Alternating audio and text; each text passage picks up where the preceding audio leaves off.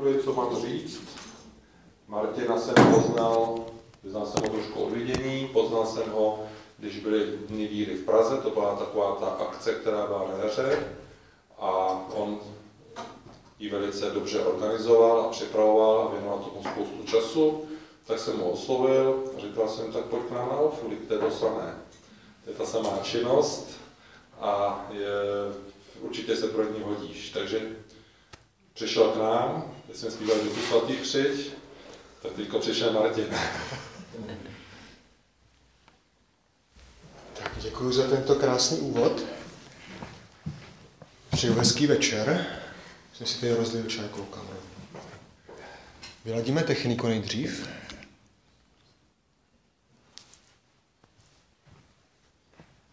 Tak, a když já budu mluvit tímto způsobem, budete mě slyšet? Nebudete. Nebudete, tak to je... Tak je to lepší teď? Trošku. A teďka? Teď už je to tam dobré. Super. Výborně. A já bych si mohl... Možná ze strany... Co myslíte? Je tam něco slyšet, nebo to mám vzít do ruky? Je to slyšet. Kdyby ne, tak neváhejte a přerušte. Tak ještě jednou dobrý večer. Já moc teda oceňuji, že jste přišli v tomhletom sichravém večeru. Počasí není úplně vlídné, tak doufám, že vám tady vlídno bude. Jsem trošku nachlazený, takže budu pokuckávat. Bude to takové tím pádem autentické. Tak o čem si dneska budeme povídat?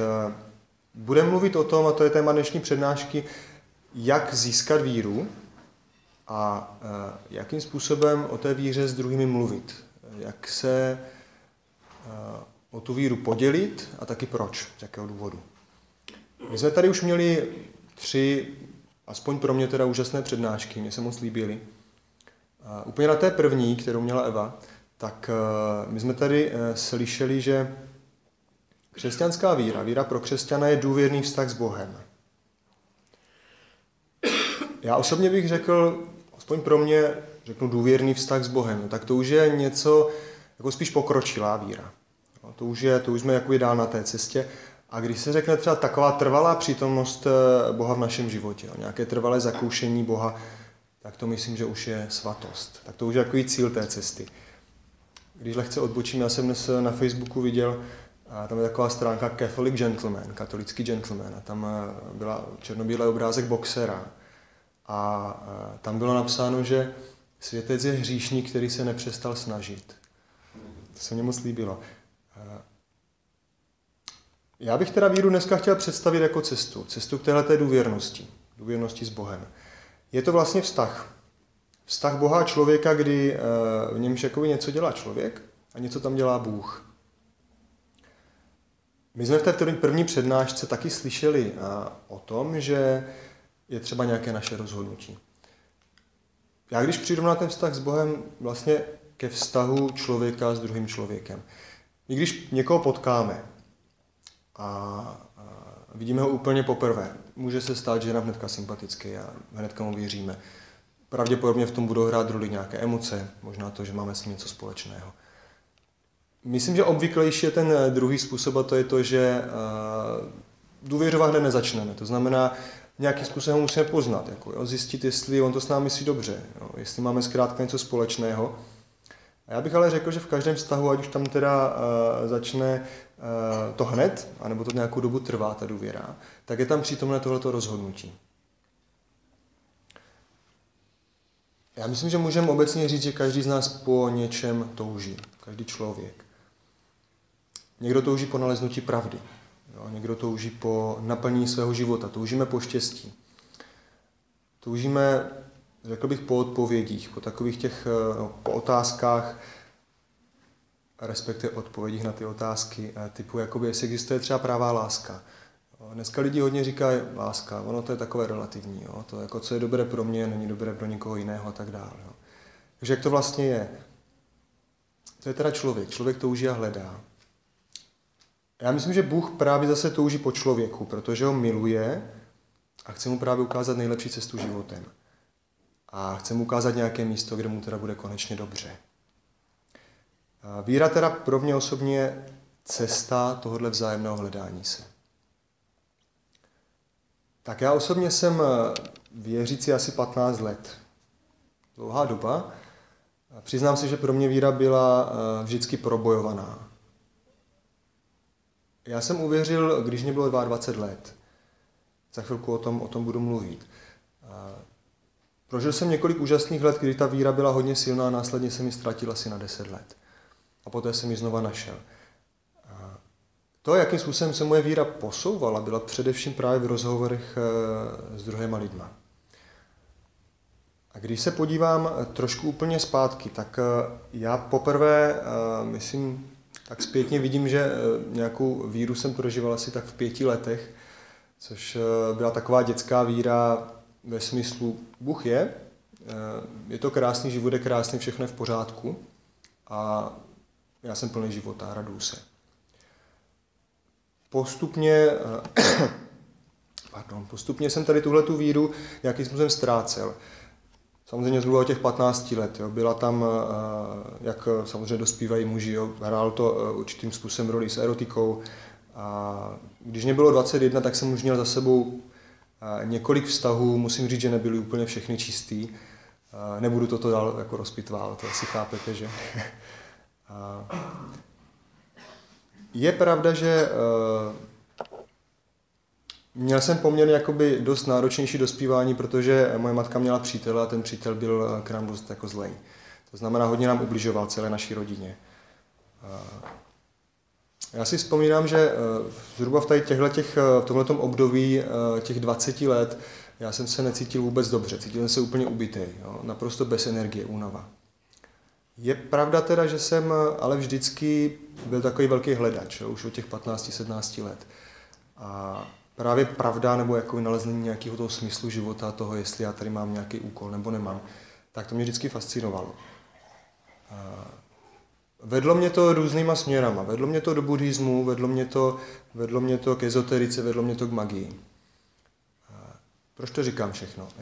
Chci jenom ilustrovat, že vzhledem k tady tomu všemu, já jsem se opravdu jako necítil dobře. Jako skoro jsem, až bych řekl, cítil v mladém věku ve 20 letech, že mě doslova umírá duše, nějakým takovým zvláštním pocitem. Takhle jsem tomu říkal, i když jsem už Boha jakoby nevěřil. Jo. V té době jsem se považoval za ateistu. Pamatuju si, že jednou v létě jsem se zbudil hodně brzo a říkal jsem si tak. A tady to jako mi musí skončit. Tady se něco už musí stát. Já prostě už neumím jako ten život nějak kormidlovat. Nevím co, nevím jako jak se to má stát, ale tady to musí skončit. Pamatuju si, že jsem šel do parku. A v tom parku se jako něco stalo. Já jsem prožil asi půlhodinové setkání, jako zjevení Ježíše Krista. Prožil jsem setkání se živým Bohem. Bylo to něco úžasného, nemůžu to popsat, nedá se to popsat. Ale jasně si vzpomínám, že jsem plakal a potom úplně se smál 4 hodiny štěstím, že mě miluje někdo takhle veliký. Tehdy mě hodně v hlavě zaznělo takový jeden verš z Bible: tlučte a bude vám otevřeno. Tlučte a bude vám otevřeno. Takže pro mě osobně je teda víra doslova záchrana Kristem. Já jsem se po tomhletom setkání cítil skvěle, cítil to slabé slovo, jo. Cítil jsem se jako někdo nový. Jo. Čistý člověk jako dítě, doopravdy. A rozhodně byla tam patrná okamžitá proměna. Jako nechtěl jsem už vůbec nějak manipulovat třeba s druhýma lidma pro svůj prospěch, ubližovat jim a naopak jsem chtěl pro ně dělat dobré věci. Co jsem si určitě uvědomil, je význam odpouštění. Jako u nás doma se stalo strašně moc věcí a jedna z nich je, že následkem teda útrap, který moje matka prožívala, tak potom umřela. Nějakou dobu potom, když jsem byl krátce věřící, tak já jsem šel požádat za odpuštění toho druhá té matky. No. Nepřišel jsem jako chtít po něm, aby mě odpustil. Přišel jsem požádat o odpuštění. Já si myslím, že odpuštění je něco zázračného. Pro mě je to jakoby způsob, jak pustit Boha jednak do svého života a jednak do života druhých lidí, kteří třeba v tu chvilku ten první krok neumí udělat. A chtěl bych tady říct, že křesťan jako není těchto věcí schopen sám ze sebe, ale je jí schopen právě ze síly Boží. Takže já bych řekl, že víra je právě Boží přítomnost. Je to teda Boží síla, je to jeho duch v nás. Doslova je to plné spoléhání se na pomoc Boží a život ne teda ze svojí, ale z jeho síly. Tak to je takový, myslím, moc krásný jako důvod, proč věřit, důvod, proč víru hledat. Jo? Dobře, jakým způsobem teda můžeme získat tu víru? Krásná informace, myslím, je, že víra, vychází to z Bible, že víra je dar, který si nemůžeme zasloužit. Jo? Je nám dán zdarma, protože Bůh chce, aby jsme my ho poznali.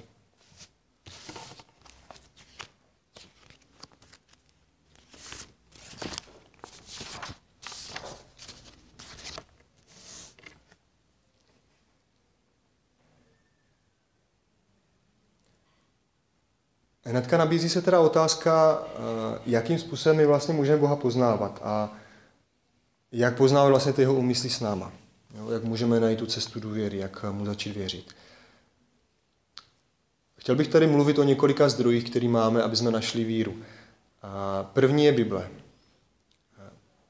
Chtěl bych teďka Bibli trošku víc představit, my o ní budeme mít, přemýšlíme si hnedka příští přednášku, bude ji mít Markéta. Já k tomu udělám takový lehký úvod. Bible samozřejmě jsou tam slova, které napsali lidé jako my. Jo? To je jasné. Na stranu druhou my jednak věříme, jednak zakoušíme, že v té Bibli v těchto slovech je i Boží slovo. Jo? Že Bůh těmhletěm lidem, prorokům a apoštolům, že jim byl blízko a že jim vnuknul slovo, které chtěl, aby my jsme slyšeli. To znamená, je tam nějaké Boží slovo pro nás. Já bych si možná troufal říct takovou odvážnou myšlenku, že my tomu ani nemusíme věřit. Jo? Můžeme zkrátka jenom trošku chtít podívat se do té Bible a nechat se tím oslovit, protože Boží slovo má takovou úžasnou schopnost a to je to, že v nás rezonuje, že oslovuje naše srdce. Jo? Něco tam s náma dělá. Bible je takovým, bych řekl, jako úžasným důkazem Božího zájmu o nás. Bůh se o nás snaží. V té Bibli je to skvěle popsáno. Bůh se o nás snaží tak, jako se třeba snaží muž o ženu, doslova. V Bibli je samozřejmě Starý zákon a Nový zákon. Když se podíváme na Starý zákon, tak je to nějaké putování národa Židů, Izraelitů, putování do zaslíbené země. Vyšli z otroctví, kde byli jakoby vězněni Egypťany. Dobře, ale jaká je to cesta? No, to je fantastická cesta, kdy Bůh jim neustále pomáhá, jo, kdy koná velké zázraky. Možná dobře, opravdu to Rudé moře skutečně mělo těch 15 cm, jo, dobře. Ale už jenom to, když tam čteme, jakým způsobem je vůbec toho Egypta, jak jako doslova donutí ty Egypťany, aby je propustili. A potom dál, když je vyvede na poušť, tak jim dává chléb z nebe. Jo. Padá tam mana, což byly takové bílé šupinky, chutnaly sladce. A jak velký zázrak to je. No a Židé tam trošku reptají, protože se jim to už zajídá a Možíš pak si stěžuje Bohu a Bůh se smiluje, dá jim křepelky. Dál jim dává desatero. Což desatero je vyloženě, když my řídíme ten náš život, tak to jsou dopravní značky, aby my jsme věděli, kde teda je ten správný směr a kde je sráz, kde můžeme zahynout, kde můžeme umřít. V Biblii je popsáno, že ten izraelský lid ale hřeší a že nějakým způsobem neumí milovat sám od sebe. A když teda Bůh potom neví, jako co s nima dál, tak jej trestá. Postupem doby je opravdu vidět, že jakoby Bůh není úplně schopen z vlastní síly za Bohem dojít. V téhleté chvíli Bůh nám dává svého jediného syna jako zachránce. Jako Mesiáše, který na sebe potom vezme hříchy všech.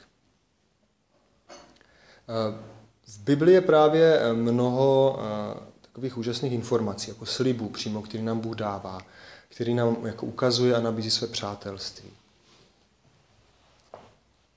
Já teď pár úryvků přečtu. Daniel Anč, což je takový charismatický kněz francouzský, tak říká, předáme mikrofon Bohu. Tak v proroku Izajášovi 49. kapitole se dovídáme, jakým způsobem Bohu záleží na mě. Což pak může zapomenout žena na své pacholátko, neslitovat se nad synem vlastního života?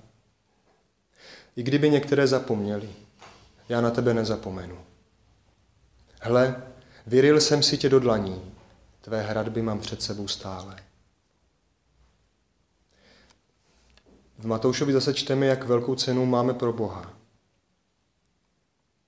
Neprodávají se 2 vrabci za haléř a ani jeden z nich nepadne na zem bez dopuštění vašeho Otce.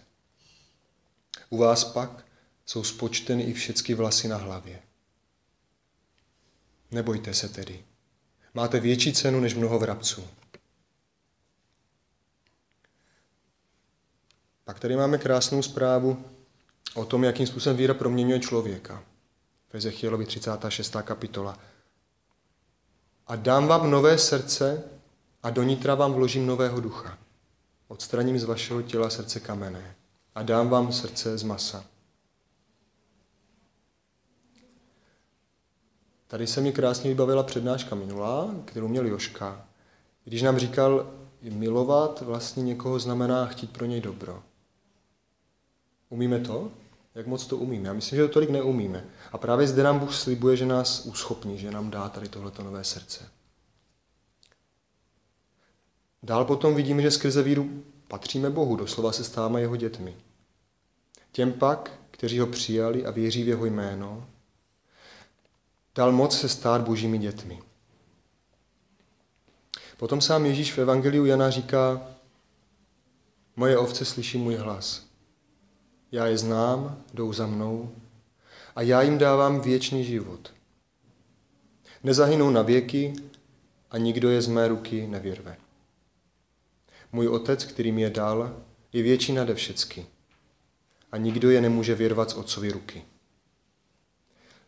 Finálně potom můžeme v Bibli číst o tom božím plánu na záchranu člověka. Neboť Bůh tak miloval svět, že dal svého jediného syna, aby žádný, kdo v něho věří, nezahynul, ale měl život věčný.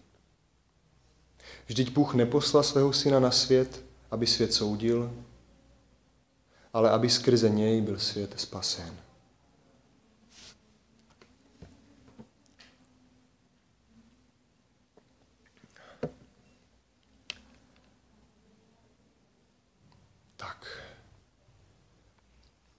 My jsme teď viděli, jak můžeme teda v božím slově poznávat, co pro nás dělá Bůh. Jaký on má k nám vztah. Dobře. A proč ale teda boží lásku a tu proměnu srdce nezakoušíme?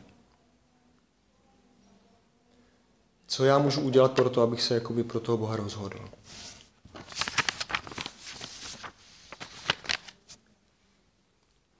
My jsme tady slyšeli o tom, že Ježíš nám slibuje věčný život, že nezahyneme. Já tady mám pár úryvků od Nickyho Gambla, což je zakladatel kurzu Alfa. Ten k tomu říká, že tento věčný život je zadarmo. Je to nezasloužený dar, který ale není laciný. Krista stál život. Můžeme ji s vděčností přijmout skrze víru a pokání.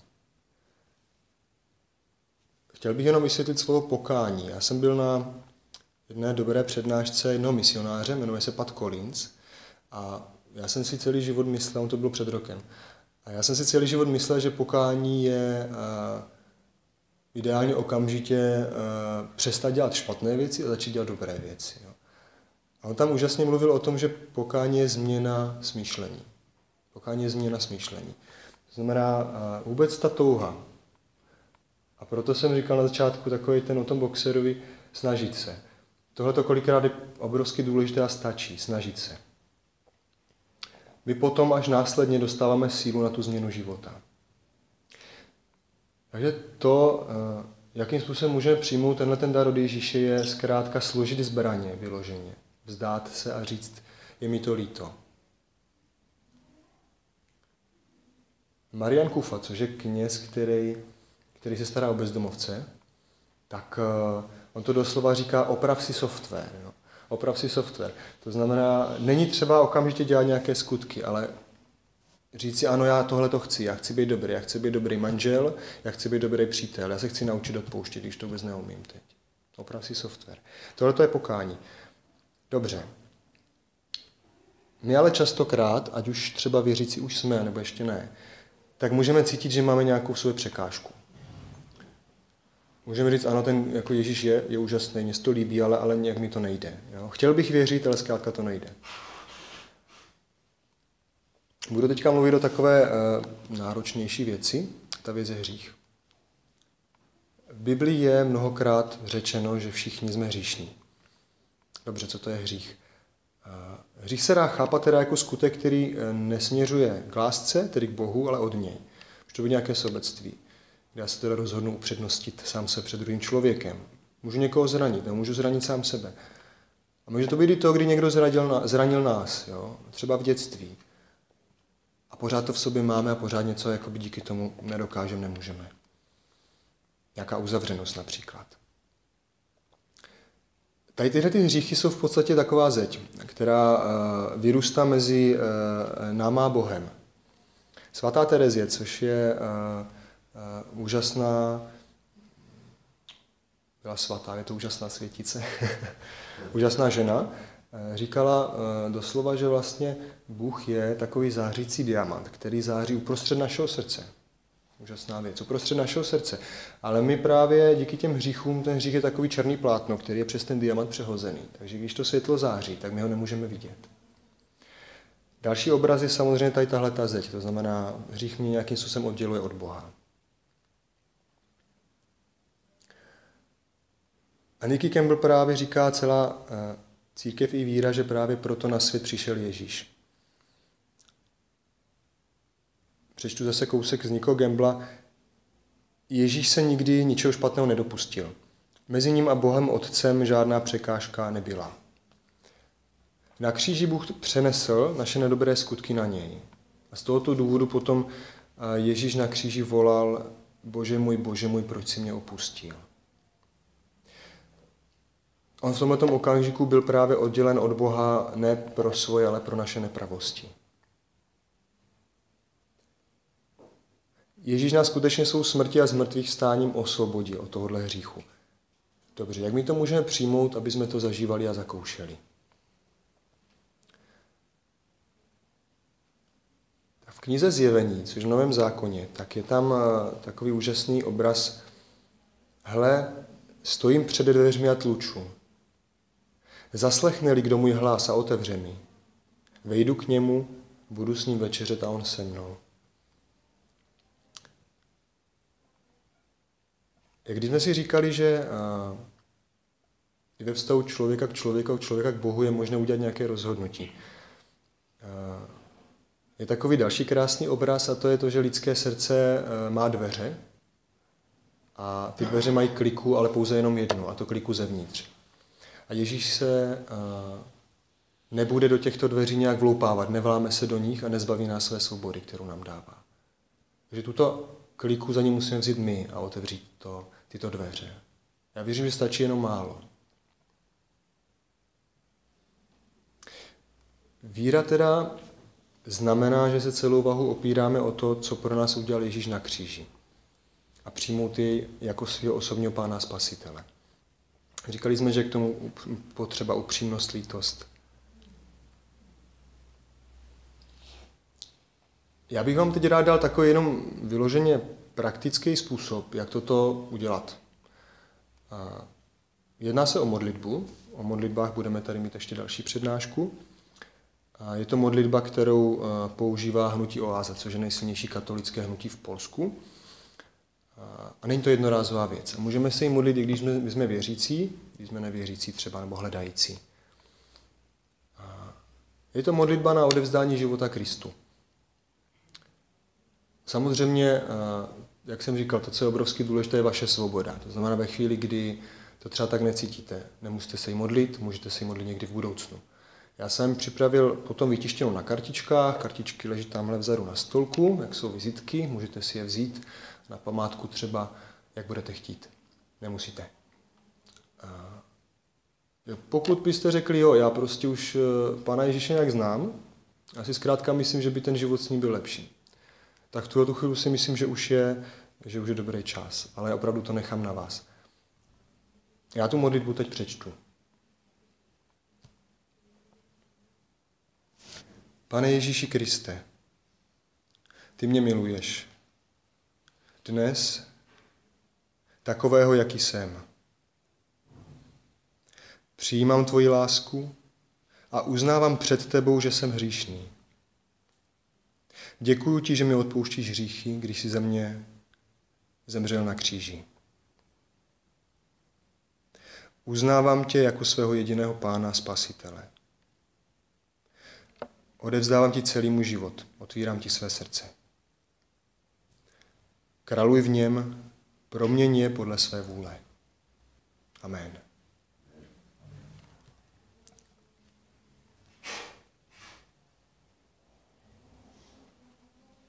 Tak. O čem bych ještě chtěl pohovořit je právě Duch Svatý, o kterém jsme slyšeli v písničce.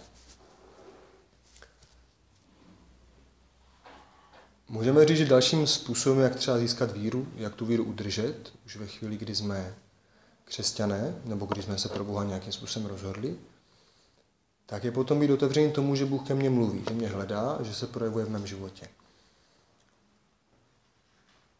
Když se někdo teda stane křesťanem, začíná v něm přebývat Svatý Duch a je to třetí podoba Boha. Je to Boží přítomnost v nás, která nás potom proměňuje. Svatý Pavel v dopise Galackým píše: Ovoce Božího ducha však je láska, radost, pokoj, trpělivost, laskavost, dobrota, věrnost, tichost, sebeovládání. Mnoho křesťanů potom ve svém životě mluví o nějaké proměně, o proměně obvykle vztahu k lidem. Takže možná i na nás si postupem doby nějak jako druzí lidé budou všímat nějaké změny, jo? Že jsme třeba laskavější, že jsme tižší a tak dále. Že se třeba snáze ovládáme. Taková tahle třetí podoba Boha, tajemná osoba, Duch Svatý, nám potom dává možnost zakoušet vnitřně Boží přítomnost. A dále máme možnost zakoušet právě to jeho přijetí. To bez podmínek a takový, jací jsme.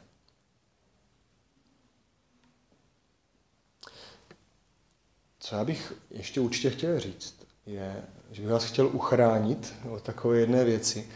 A to je něco, co mě třeba osobně provází od té doby, co jsem uvěřil. A to je takové netrpělivé očekávání zázraků.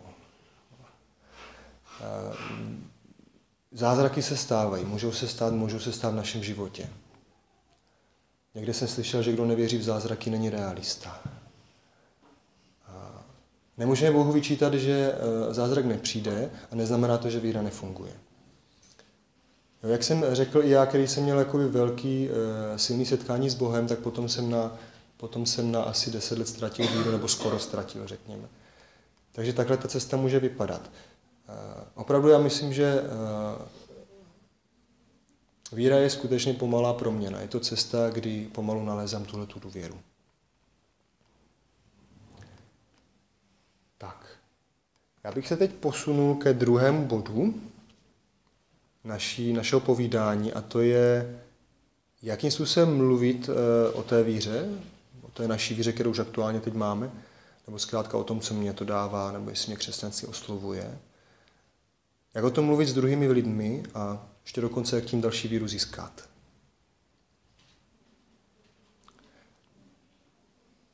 Možná úplně na začátek bych se tak zeptal, proč vlastně máme s druhými lidmi mluvit. Z jakého důvodu. Jak jsem už tady říkal osobně, já myslím, že víra je opravdu záchrana. Když se podíváme na dnešní společnost, tak mnoho lidí hledá, nenachází. Máme tady sexuální nevázanost. Máme tady to, že lidi jsou bohatí, mají peníze a nejsou šťastní. Máme tady rozbitá manželství, máme tady ztrátu životního smyslu a tak dále. A toto je úžasný důvod. Já si myslím, že právě rozhovorem s druhým člověkem o Bohu, o tom, proč my věříme, tak můžeme těm druhým pomoct, aby tohleto světlo pro svůj život našli. Sám Ježíš nás k tomu vybízí v Matoušově evangeliu, když říká: Vy jste sůl země a vy jste světlo světa. Jděte ke všem národům a získávejte mi učedníky. Křtěte je ve jménu Otce i Syna i Ducha Svatého. Tak, to možná je taková až příliš velká výzva. Jo. Já vždycky, když to si říkám tak dobře, tak já jako úplně nejsem apoštol teda. Jo, necítím se tak a když říkáme dobře, tak víra je důvěrný vztah s Bohem. Je to intimní věc. Víra je intimní věc. Proč a jak vůbec bych teda to já měl dělat? Já myslím, že oni existují dva typy svědectví o Bohu. A to je jednak naším životem, tím, jak žijeme, a potom slovem. Já myslím, že důležitý jsou oba dva a jako skvěle se protínají skrze upřímnost. Protože, a to se často stává, že mně se nedaří žít podle desatera, podle Boží vůle, podle svého nejlepšího svědomí. Nedaří se to. Ale i tak já můžu, já osobně například pořád ještě kouřím nějaká dědictví z minulosti, nejsem moc spokojný. Mám různé potíže. Ale můžu říct, že se to zlepšuje. Že toto se zlepšuje, že Bůh mě posouvá. Jo? Že mám jinou víru, než jsem měl před 10 lety. Jo? Takže tímto způsobem můžu vyznat, že stejně i tak, i když to nedaří, tak Bůh se mnou pořád pracuje a je tady. Mně osobně, co se týče jako rozhovoru o víře, tak mně osobně je nejbližší právě rozhovor jakoby jeden na jednoho, ve dvou lidech. Je to super, že se člověk může dostat trošku do hloubky, je to intimní prostředí.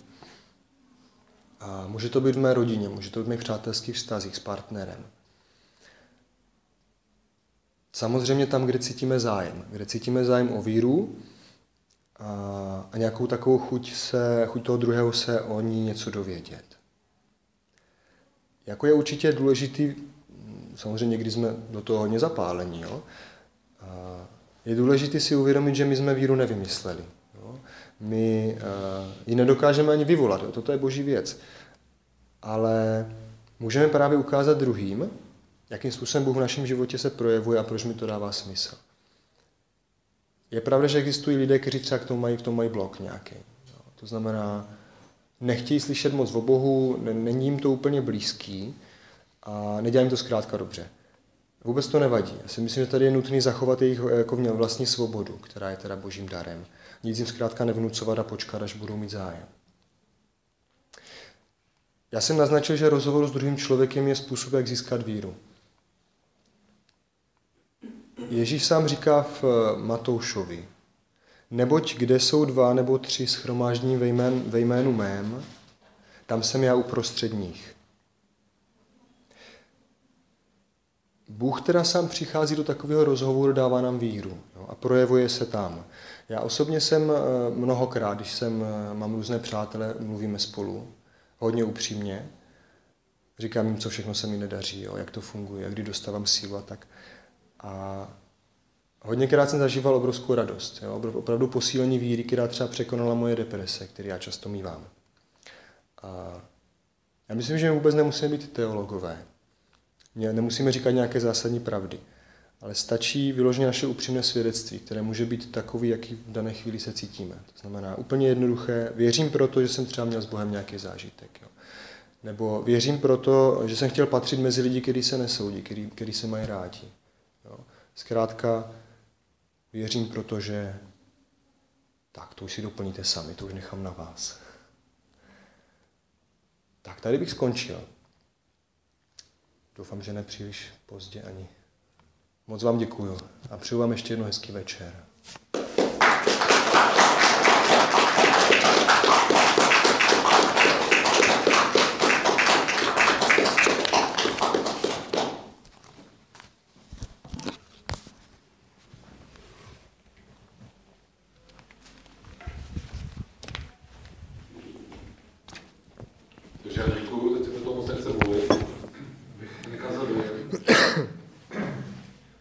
Součástí víry jsou i věci světské a tady teďko vlastně nás čeká občerstvení, abychom si mohli třeba přemýšlet u kávy, u zákusku, nebo si o tom s někým popovídat, nebo si